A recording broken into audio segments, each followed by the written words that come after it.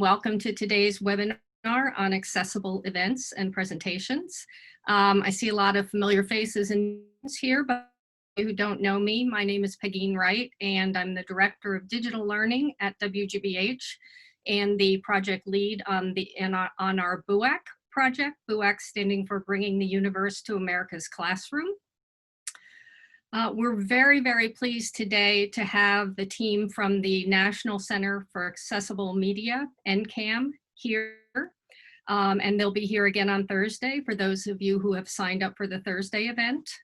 NCAM has worked with us on the BUAC project since year one. They've helped us develop our accessibility or Section 508 strategy, and they've guided us every year in the development of accessible media for K-12 students.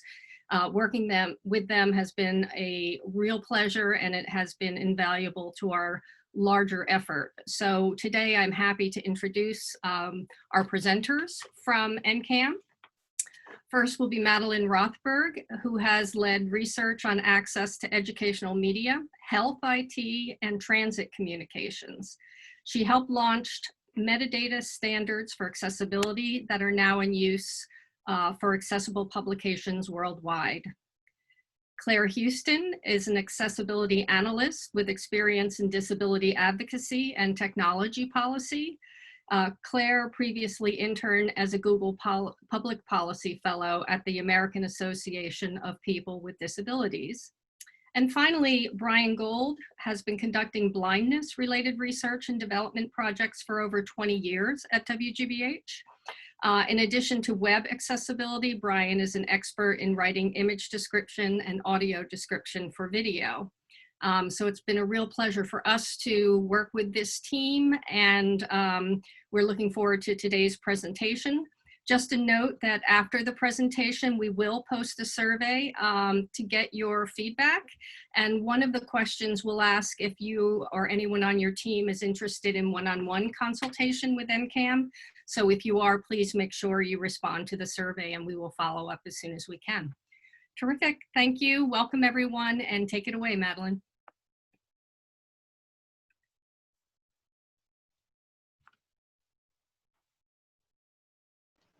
Hello, everyone. This is Madeline Rothberg. Thank you for that lovely introduction, Pegeen. I thought I'd start by just telling you a tiny bit about the National Center for Accessible Media. Our formal name is the Carl and Ruth Shapiro Family National Center for Accessible Media at the WGBH Educational Foundation. We go by NCAM for short.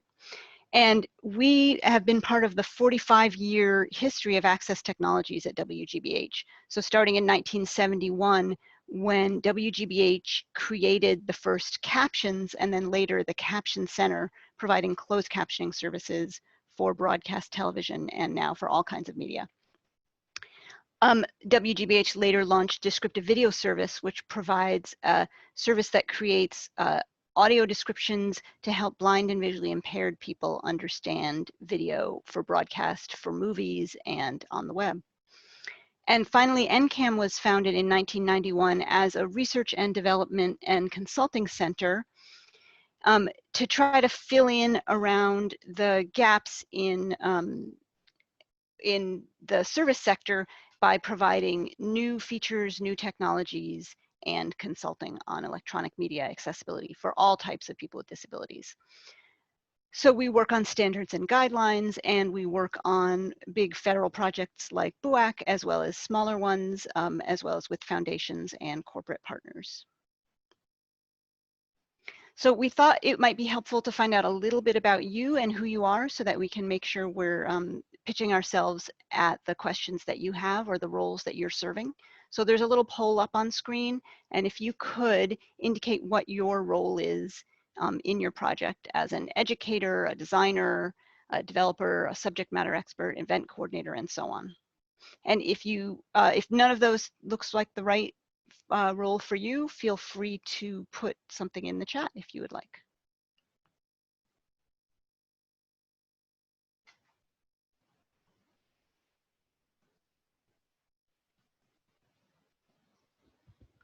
Looks like we've got a lot of educators and instructional designers, as well as some subject matter experts.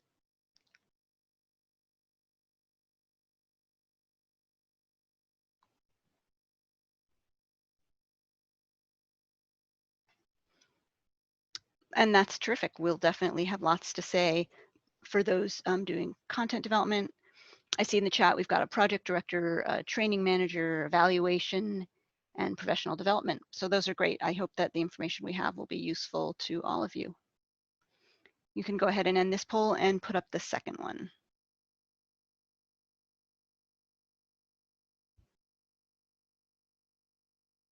So we're curious about what kinds of events you like to organize or were organized through your projects. In-person events, big or small, online, pre-recorded materials, or live online events. There's accessibility tricks that are in common for all of these and also some specific things you'll need to know for each. I see one person in the chat who's not seeing the poll. It looks like other folks are finding it. It's a window just smack in the middle of your screen, but it's smaller than the slides. I hope that that helps. Oh, a number of people aren't seeing the polls. That's very strange. I'm sorry, I'm not a Zoom poll expert. Ethan, if you know anything about why some folks don't see it.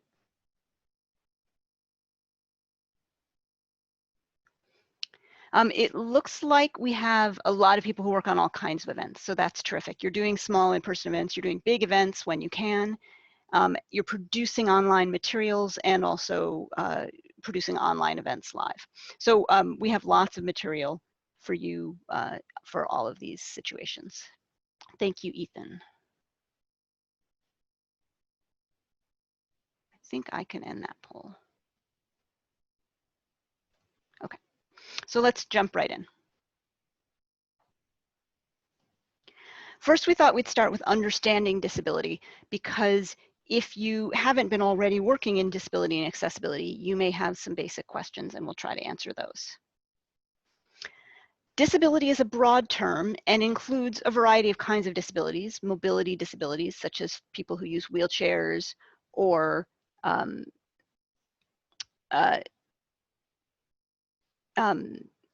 walkers, other kinds of mobility assistance, people with sensory disabilities who might be deaf or blind or have a hearing or vision impairment, people with cognitive disabilities, including those on the autism spectrum, as well as dyslexia. Each of these disabilities is a spectrum. So you may have a person who's blind and has no sight who is surfing the web or visiting your events and activities. There might be another person who, while still considered blind, has enough usable vision to read on an iPad, for example, if the font's really big. You might have some users who have disabilities that are permanent and others that are temporary and affect them some of the time or all of the time, more or less over time. Some disabilities are not visible and some are not obvious. So you may not always know when you're interacting with a person with a disability. And now I think I'm going to hand this over to Claire, who's going to talk a bit more about interacting with people with disabilities. Yes. So a couple of kind of guidelines, tips, suggestions for interacting with people with disabilities. And you may notice that a lot of these are also sort of the way you're generally just going to talk in conversation with people. There's no kind of special secret tricks of any of this. So the first part is language. So there's a lot of different language and terminology that the disability community and people with disabilities use to identify themselves, use kind of when being identified by others. In general, a fairly good, safe approach is what's called person-first language, which is when you place an individual or group before their disability. So for example, someone who is blind or visually impaired, someone who is deaf or hard of hearing, someone who uses a wheelchair, someone with a cognitive disability, someone who has low vision. But it's important to note that some people use different languages. Some people may prefer different forms of someone who may identify as autistic, not as someone who has autism. So kind of being aware that different people use different languages and different terminologies to describe themselves and being aware of all of that. In general, things to avoid: you don't want to use wheelchair bound or confined to a wheelchair. You don't want to use the disabled, so some big kind of monolithic. Cripple and handicapped are also generally words to be avoided. So, you know, language is fluid. Lots of people use different sorts of identities and different ways of kind of identifying with their disability, but person-first language is generally a good approach kind of as a first step.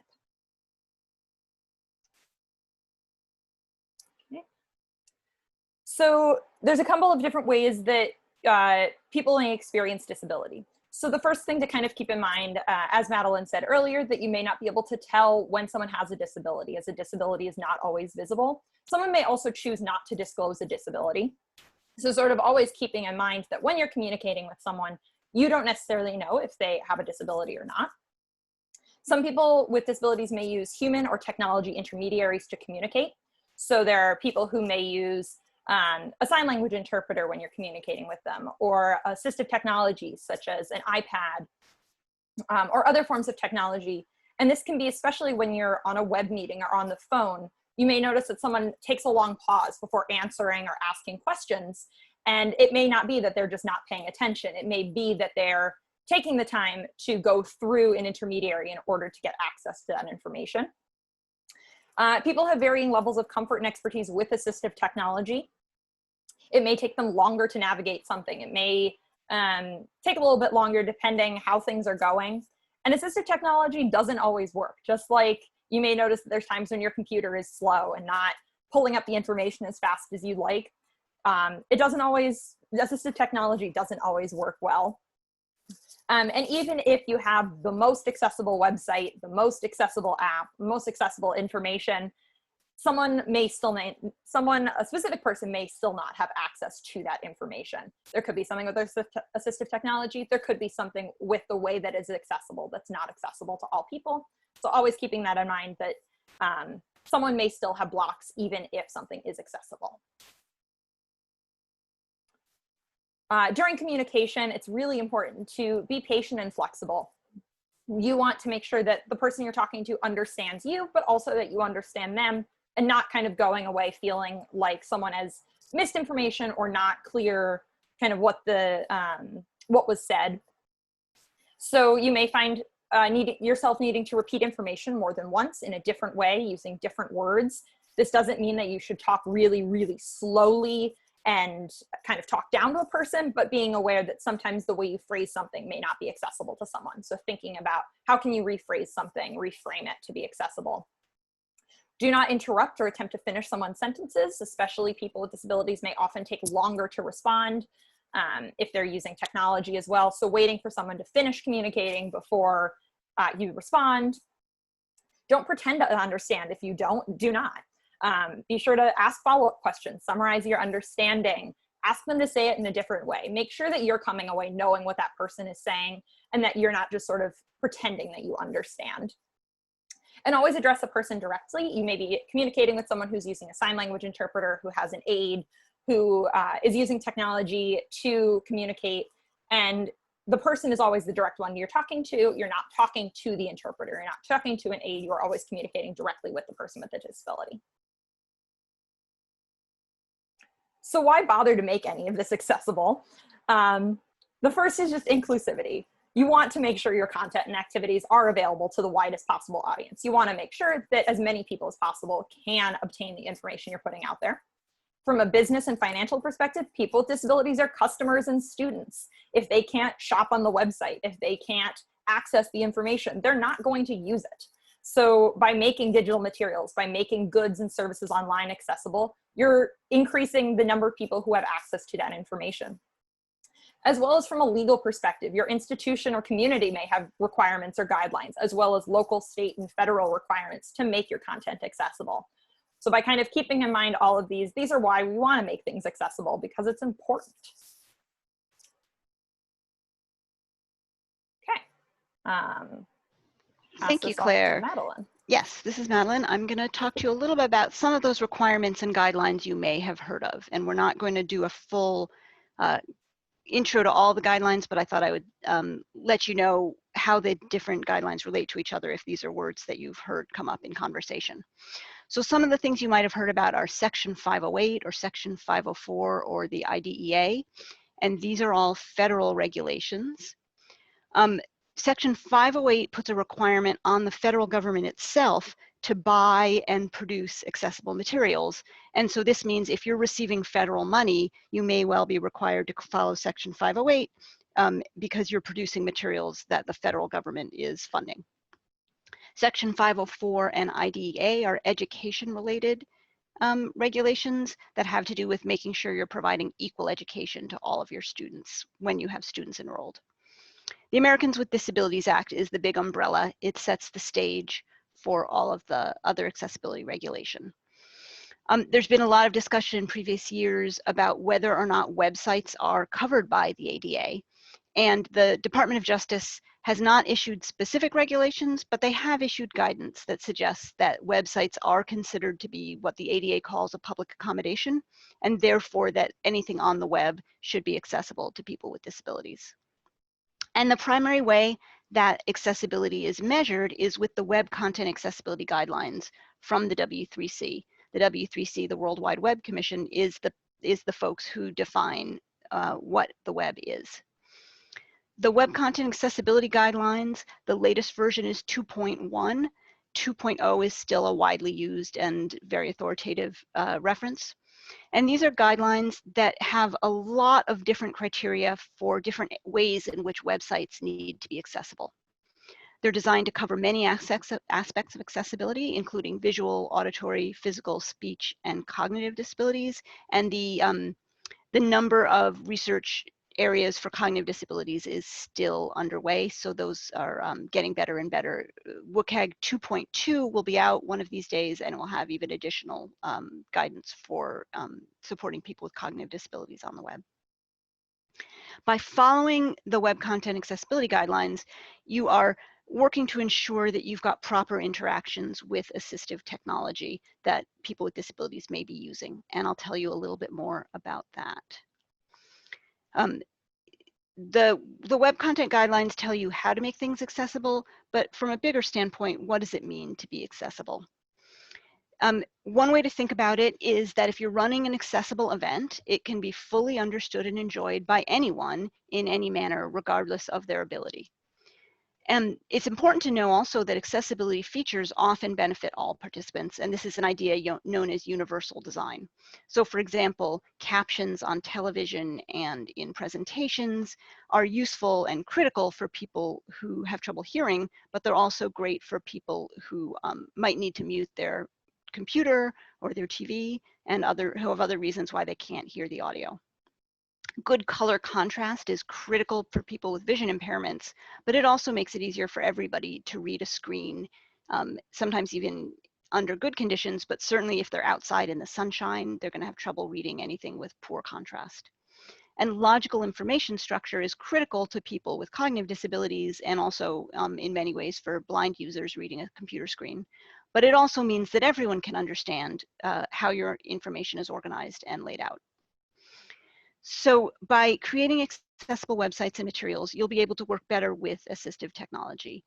And some examples of assistive technology are screen readers.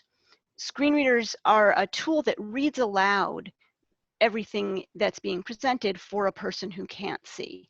And screen readers don't read the screen itself, despite the name. They actually read the code behind the screen. So if you've got HTML or you have a Word document or a PowerPoint document, the screen reader is supporting that user by reading to them from the code to make sure that they know everything that's going on. And that means your code has to be written correctly to support that. Another common tool is a screen magnifier. This is a little bit like when you zoom up your screen because a page is too small, but screen magnifiers also have a lot of other features that support low vision users to help them track the focus, to magnify a certain part of the screen to be even larger, and to manage command and control. Braille display devices are a way that a screen reader can send content out instead of as a synthesized voice to a row of pins that read Braille. And so for users who know Braille, it's a really efficient way to read and to get the text from a screen without just hearing it in audio. Some users with physical disabilities use alternative input mechanisms, and these might be a special kind of a keyboard, a special pointer device. It might even be a laser pointer that attaches to a user's head and that they use to control the mouse, or a stick that they hold in their mouth and use to press keys on a keyboard. So all kinds of alternative input mechanisms. The most important thing to remember about that is that most alternative input mechanisms work well as if they were a standard keyboard. So if your materials can be used from the keyboard alone and never need to touch a mouse, then an assistive technology user can probably use them as well. And some other tools that are used for reading support are read aloud tools with highlighting, sometimes with scaling and magnification to support reading for people who have difficulty. Some tips for working well with assistive technology. Make sure that your website markup is correct, or that your app or interactive activity is coded properly. A person who's trying to test for accessibility generally won't be able to do that without using assistive technology to do a full test. Though, as I just mentioned, if you can use your entire set of materials from the keyboard alone, that's a really good start. Some users of assistive technology are more experienced than others. So if you're working to support a group of visitors or students and some of them are having trouble and others aren't, that's a normal and expected variation. One important thing to remember is that you're unlikely to be able to help someone use your website or materials with their assistive technology kind of one-on-one. We've heard of people calling into phone lines and saying, you know, I can't use your website, and the customer support person wants to say, well, if you tab to the 5th link and then press enter, then you're going to get to this page. Now press tab 7 times. That's not going to be an effective way to communicate. But if you've built your website accessibly or planned your event properly, you shouldn't need to do sort of workarounds like that. And now to talk about approaching accessibility, I will introduce Brian Gould. Hello. Thanks, Madeline. So one significant thing we'd like to impress upon you is to not wait until your materials or your presentations or your technology is 100% accessible before offering it to the public. And the reason is because you may never get to 100%. And it is, the goal really is to make your materials as usable and therefore as accessible as possible to as many people as possible. Know that everyone approaches events and websites and media uniquely, and that you may never know whether someone with a disability is using your materials or attending your presentation.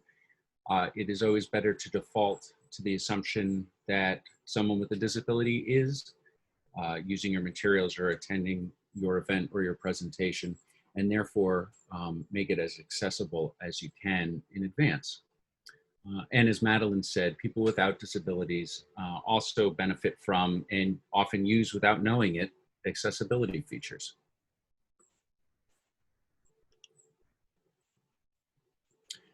So I have a series of questions. When do I do the accessibility stuff?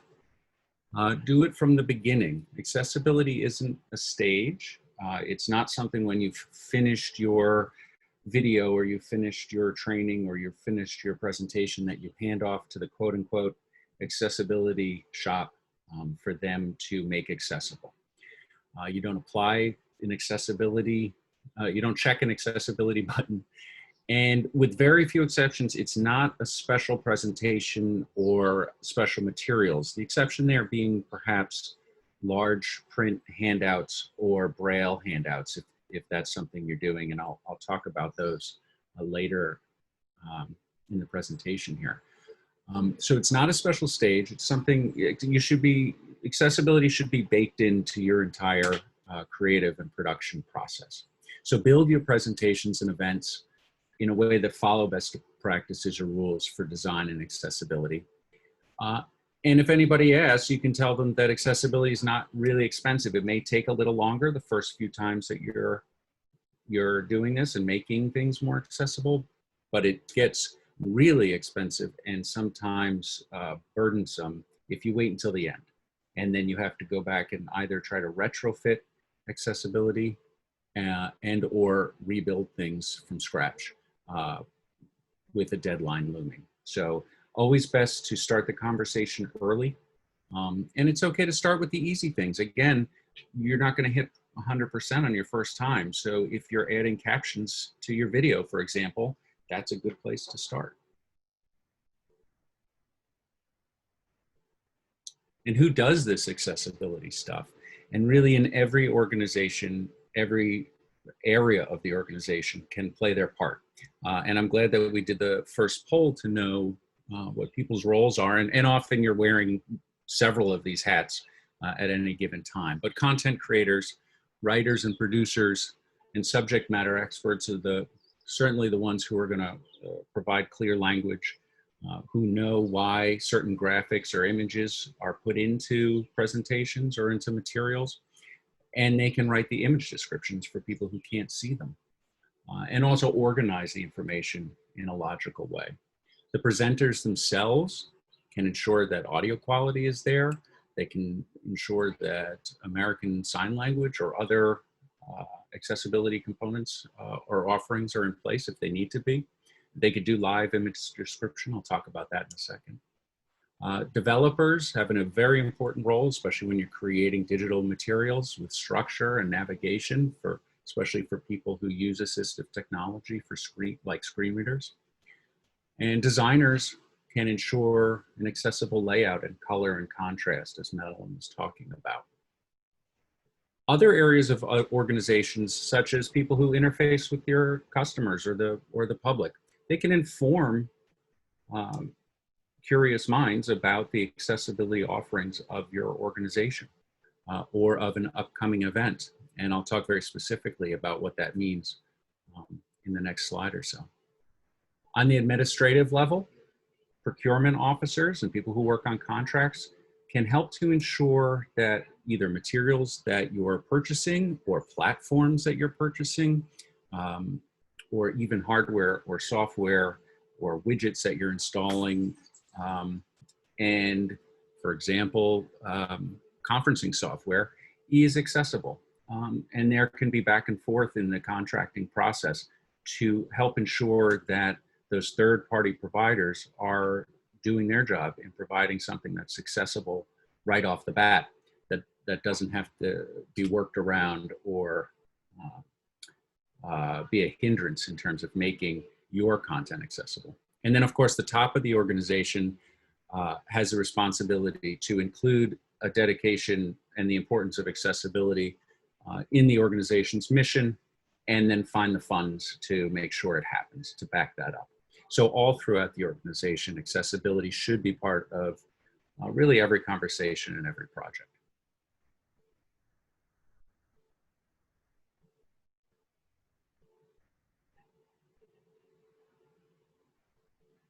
So what do I do? Well, let's follow the basics of accessible events and presentation. Preparation, acoustics and audio, visibility and visuals, and handouts and archives.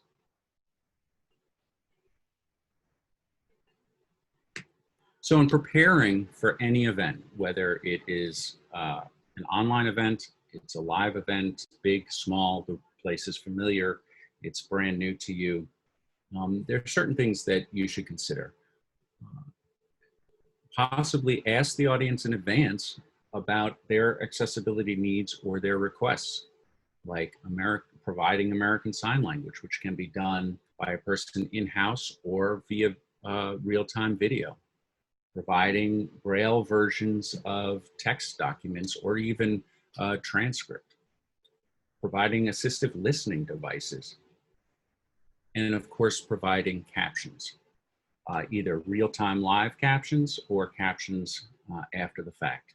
And I think I mentioned transcripts. Those are all things that you can ask about ahead of time. Of course, if you're offering them and someone says yes, you need to make sure that you can actually provide that on the, at the time of the presentation. So this is probably a conversation that goes across several people, maybe even across departments.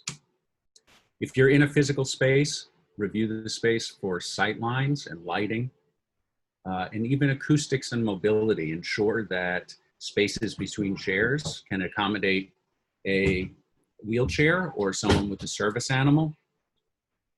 Ensure that the acoustics are good and that people can see your screen unabated. Reserve space in the front for people with disabilities and service animals. And always test your technology. whether this is Zoom or other web conferencing software, especially as you're adding accessibility features that you may be using for the first time.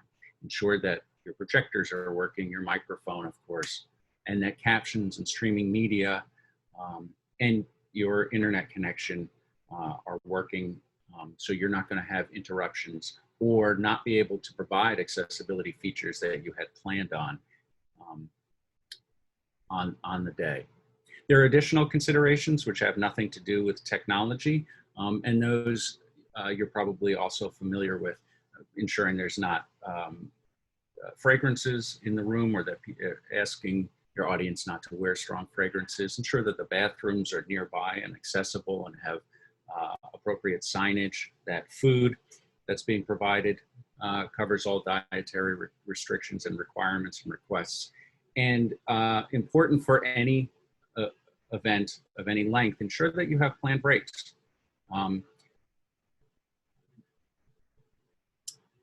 Yeah, next slide. So acoustics and audio. If you've ever said these words, don't say them again. I hate using microphones, I'm not going to use one. You never know if someone in the room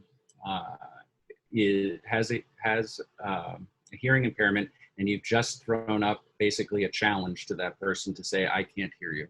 So if there's a microphone in the room, use it. If you, of course, if you're on a web conference, you're going to be using a microphone. And ensure that during Q&A, the questioner, audience questioner, is also using a microphone, especially obviously in live events. And if that's an impossibility, please repeat the question. And one reason for this is, for example, if you're in an event space or in an auditorium or something like that, there may be something called a loop system, which actually enables people who use certain kinds of hearing aids to link in directly to the microphone and to the amplifier without any other background noise. So they're not just amplifying the room noise, they're basically using their hearing aid as a speaker direct from the mixing board.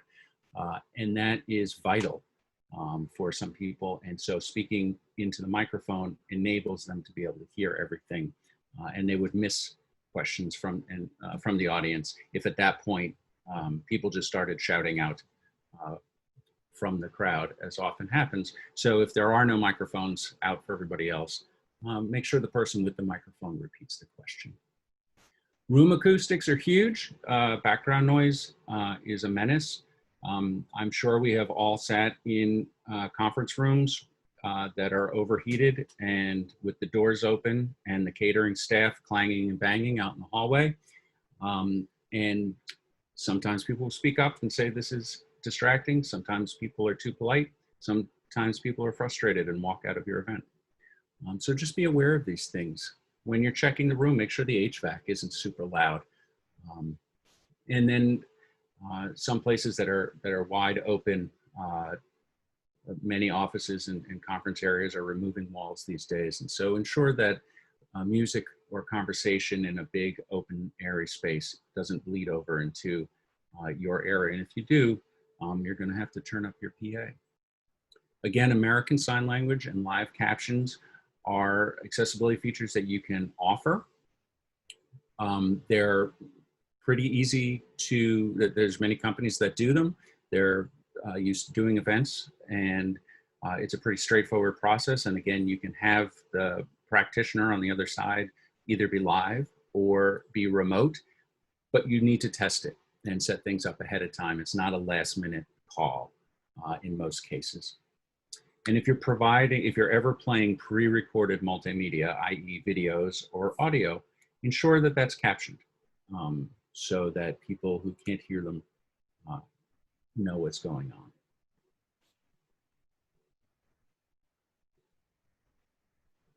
So almost the flip side from audio and acoustics are visibility and visuals. It's usually best to assume that, or make the assumption that someone in your audience can't see the visuals very well or at all. So describe the visual elements of your presentation as if you're doing it just on the phone to someone.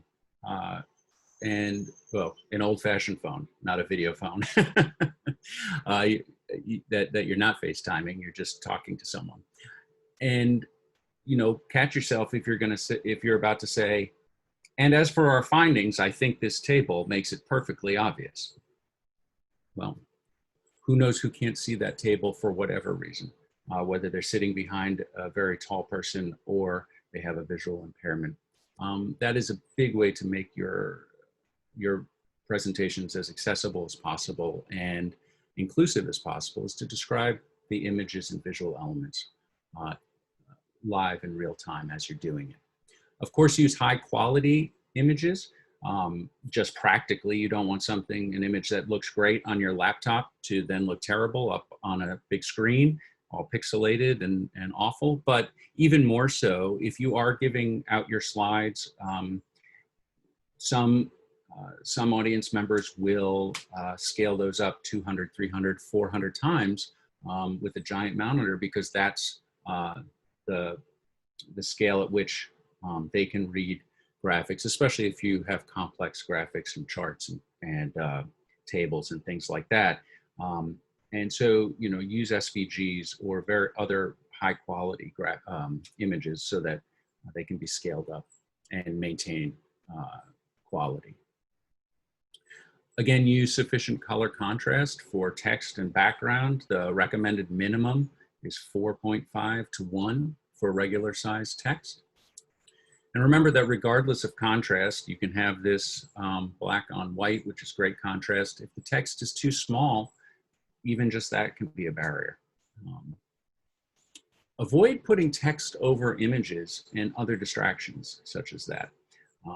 Text over images sometimes or often does not have sufficient contrast, but it also can just be a distraction trying to disambiguate text and image, even a pattern underneath it. Be aware of design trends. Just because everybody's doing it doesn't mean it's accessible. The one we see all the time right now is gray on gray, or very light gray on white, or light gray on even lighter gray, and tiny, tiny, tiny little icons. These are very difficult for many people to see and impossible for others to see or to use. And when you're in the room, ensure the screen is clearly visible, not only with sight lines, but that ambient light can be adjusted, light from the windows can be removed, and ensure that the screen is a proper size. When you're playing, just like captions, when you're playing pre-recorded multimedia, ensure that you provide audio descriptions where necessary. Just very quickly, audio descriptions are added track, an added audio track that, of narration, essentially, that describes the visual elements of a video.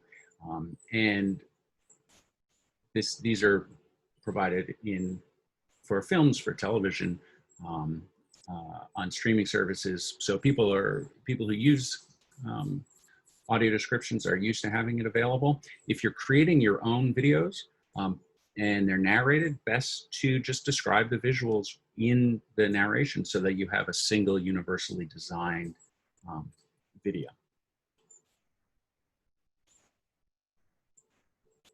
So handouts and archives. When you're handing out, you have text handouts that are going out, you may put out a request for or receive, without having put out a request, large print and Braille.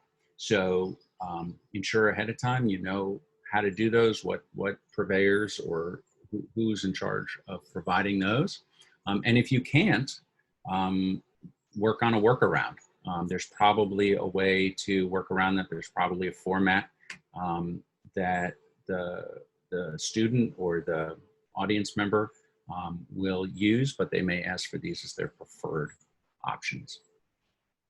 Accessible digital media, including PDFs and HTML, are not accessible right off the bat, or not guaranteed accessible right off the bat. They do, it does take checking, and it does take someone who knows what they're doing to ensure that your digital materials that you're handing out are accessible. So make sure you're asking questions of whoever is creating those, or if you're doing it, that you're aware of the steps that need to be taken to make those types of digital documents as accessible as possible. And then archives. So everything from Zoom recordings, PowerPoint decks, or a video of a live event should include captions and or transcripts, alt text for images, and audio descriptions for any multimedia that you have. And that way you can ensure that you've made your archive materials and your handouts as accessible as possible after the fact.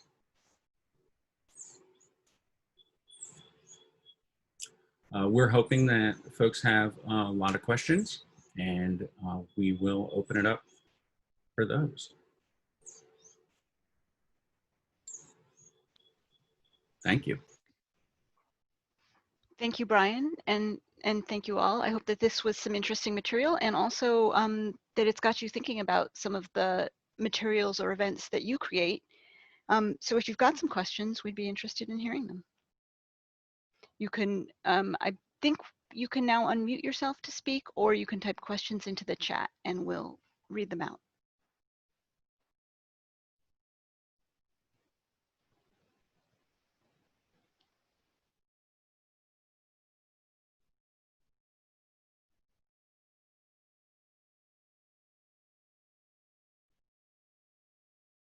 I see a question from Melanie. What are some of the most common mistakes that could be prevented with alt text? Oh, that's a good one. One of the most common problems is that people sometimes have a picture of a table when they think they've got a real table. So if you have data to present and you've made a table in another technology like an Excel table or something, if you take what's essentially a screen grab of that table and put it in your document, those numbers aren't available anymore. And similarly, if you take that same table of data and make a bar chart or a circle chart out of it and put that chart in your materials, again, the numbers are now not accessible for somebody who can't see. So in those cases, it's really important to either provide a real data table. If this is HTML, you'd use the HTML table elements, and in other technologies similarly, or to use alternative text to share that same data that's behind the graph or the table that's being presented. Anne asks, how do you start easy? What are the good first steps if you're not ready for a full implementation? I guess I would say to think about your audience and who's most likely to be using the materials, and try to maybe do accessibility for those most likely groups first. It's also possible to think about what your organization has as capabilities. So if you've got some folks who know how to do pretty good HTML, then starting with some basic HTML accessibility is great. Image descriptions are something that subject matter experts can often understand, and there's some guidelines available on how to write good image descriptions, so those might be helpful. Claire or Brian, what are your other favorite start easy first steps? I would always add captions because they have so many uses, and even in the chat, we could see that a small conversation was happening from people who don't have hearing impairment, who use captions for all sorts of reasons. And you know, we've mentioned it several times, the good quality contrast in everything we see, a really big difference. Yep, I think those are great points. Someone asked if there's some good readily available and affordable software for captioning and transcribing videos. Well, you don't even know what a great question you just asked. NCAM actually has software, which is free, which you can use to caption your videos. And it also can be used to create audio description scripts. The software is called Cadet. It stands for Captioning and Description Editing Tool. And you can get it from our website, which is ncam.wgbh.org. So if you visit us, look for the Cadet link. And Cadet is free software. It's downloadable. It runs in your browser, but it works locally on your system. So you can use it to caption videos that are locally to your system if you haven't even published them yet. You can also use it to caption videos that you've uploaded to something like YouTube or Vimeo. Our recommendation is always that you caption accurately before you put your video on a sharing service. So Cadet is really terrific for that. And thank you, Ethan. Ethan's got the Cadet link right there in the chat, which is terrific.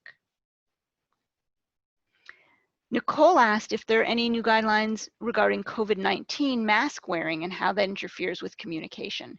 And that's a huge issue. And I don't know that we have solutions for it yet. Pipe up somebody if you do. It's absolutely the case that when you're wearing a mask, it's harder for some people to hear you. It covers your mouth if someone was trying to read your lips. And it definitely creates some problems. Anne points out that hospitals are starting to get clear masks for this reason. I have seen some masks with sort of a little cutout. The face shields that are clear plastic would also help with this. It's one of those things that we really all have to figure out going forward. Madeline, this is Donna. If it's okay, I'll jump in for 1 second on this, because Sure. As the parent of a child with hearing loss, this is a cause near and dear to my heart, and I've been doing a little bit of digging about it. There are more, and I could share these resources with you after this to share out. There are a few FDA-approved clear masks that are being distributed locally at some hospitals. They're not readily available for the general public, for educators, et cetera. But there are more coming into production, and there's a few resources that I've read, people discussing sort of workarounds in the meantime, because the other issue with homemade ones, which I've been discovering, are issues around fogging, et cetera. So it's definitely a consideration, and it's even more of one as we think about sort of reopening schools and what's going to be the norm for children with any kind of hearing loss, or any students with any kind of hearing loss in the future. But I can share some of those resources with you afterwards to share out. I just don't have them at my fingertips right now. Thank you, Donna. That's great. There are also some other links folks have put in the chat for some more information. Go ahead. The Southeast, I believe, ADA Center has also put out some really good guides that's covering kind of some of the sort of legal aspect of it, because there's kind of things going around about whether people can use the ADA as avoiding wearing masks. So the ADA centers in general have really good stuff, but the Southeast ADA Center put out a pretty good article like last week that covers kind of some of the ADA mask wearing suggestions, ideas, criteria that may be useful for organizations or businesses or other places. That's great. Thank you. Linda asked if we have suggestions for free resources such as screen readers for checking presentations for accessibility. So there are 2 screen readers that you may have access to that are free. First of all, every Apple product has a screen reader built in. So if you have a Mac or an iPad or an iPhone, you have a screen reader in your hand. It's called VoiceOver, and you could turn it on. It's tricky to learn to use a screen reader, so I wouldn't recommend starting up for the first time and feeling like you can do your own accessibility testing right off the bat. It takes a little bit of getting used to. You need to understand how it works and what kinds of navigation mechanisms experienced users have and so on. But VoiceOver is one for Macs. And then on the Windows side, there's a free open source screen reader called NVDA, which stands for Non-Visual Desktop Access, NVDA. And so if you're on a Windows machine and you want to do some very basic screen reader testing, you can get NVDA. As I mentioned, you can test a lot from your own keyboard. That's a great place to start. There's also good color checking tools, and we'll put up a resource sheet with the webinar archive when it goes live, and we'll give you some links to color testing tools as well. And if you're looking to check your presentations or documents, Microsoft Word has the built-in accessibility checker that's also very useful at kind of running through a lot of these for you. So if you want to check kind of the document itself from, and they're same with PDF checking and all of those, that a lot of software have those built-in tools, but like we've been using the PowerPoint accessibility testing or checker that kind of runs through some of those as well.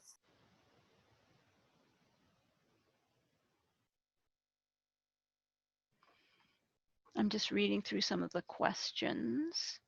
Best practices for non-standard interactions such as 3D environments. So interactive environments like 3D simulations, games, those are some of the hardest materials to make 100% accessible. So here's where I would start with that. I would start by making sure everything can be done from the keyboard.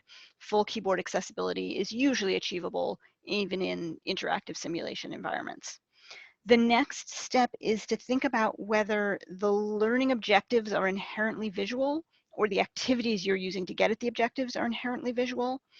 If you're doing a visual sorting exercise or a visual difference detection exercise, that may be hard to make directly accessible for users who can't see. And you might need to think about whether you can meet those learning objectives in a different way or with a slightly different activity. On the other hand, if the learning itself is not inherently visual and you're just using a visual model to teach it, you may be able to provide some screen reader accessible features in the interactive that would make it work fine for a person who can't see. Because each activity is so different, those kinds of things tend to be very one by one. You have to really craft the accessibility to that particular interaction. And so it's much harder to say, here's a list of all the things to do and then you'll be done, because it does take a little bit of finesse. But we'd be happy to talk to you more about that. As Pegeen mentioned, we're going to be able to provide some one-on-one time with different projects. So please be sure to fill out the survey and let us know if you'd like to talk to us directly about your own materials. I think we have time for a few more questions. Christy asks, when adding materials online, if the accessibility software requires a Word rather than a PDF, people complain they can't download and print the Word document. I wonder if this might be a problem with Google Documents. Christy, let me know if you think that's what it is. I've noticed in some cases when you put up a Word document, the Google Drive wants to convert everybody over to a Google Doc. And I think that you have to use a specific command set to download the Word document as opposed to opening it in Google Docs. So that's my best guess about that problem. If you know, if that's not the case and you've got more details, please feel free to let us know. We've got some great links to information about deaf-friendly masks in the chat, so thank you for that.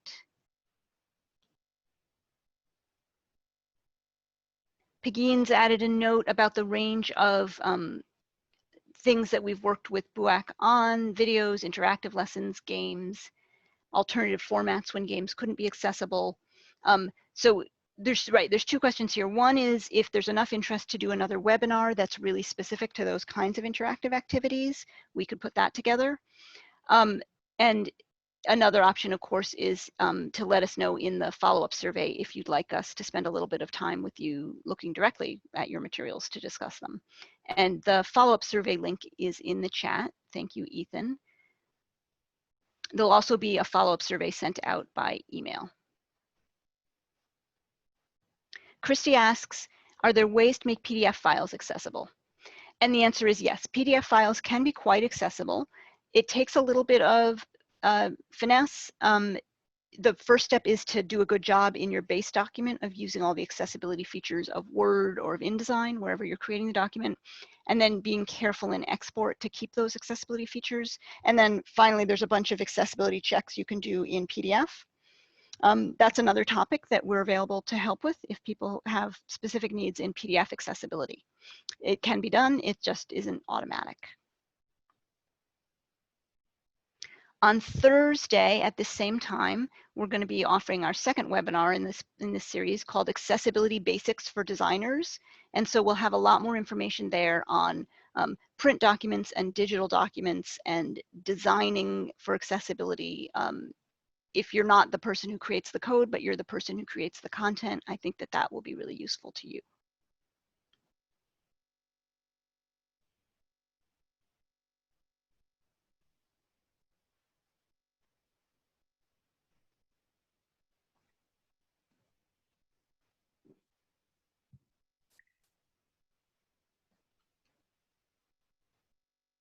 Are there any last questions?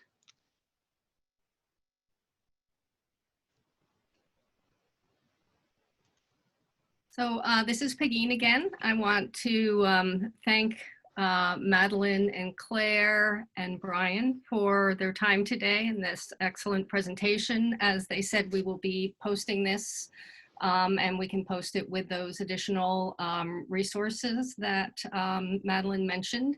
We do have this webinar planned for Thursday, Accessibility Basic for Designers.